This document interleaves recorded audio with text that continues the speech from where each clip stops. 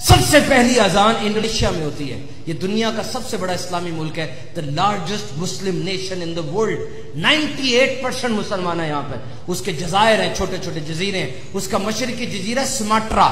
پہلی اذان فجر وہاں ہوتی ہے پوری دنیا میں 5:30 بجے وہاں اذان فجر ہوتی ہے.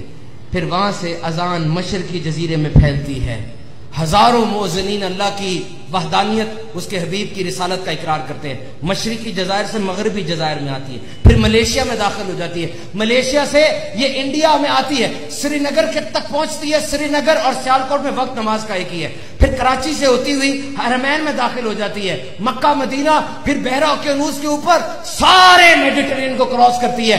9.5 گھنٹے اذان فجر ہوتی رہتی ہے. لیٹن امریکہ میں آخری فجر جب بلند ہونے لگتی ہے, انڈونیشیا میں ظہر کی اذانیں شروع ہو جاتی ہیں. ابھی ظہر پاکستان نہیں پہنچتی, عصر کی اذانیں بلند ہو جاتی ہیں. عصر انڈونیشیا کراس نہیں کرتی, مغرب کی اذانیں بلند ہو جاتی ہیں.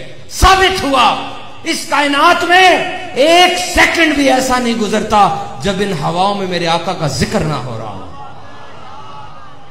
اشہد ان محمد الرسول اللہ صلی اللہ تعالی وسلم.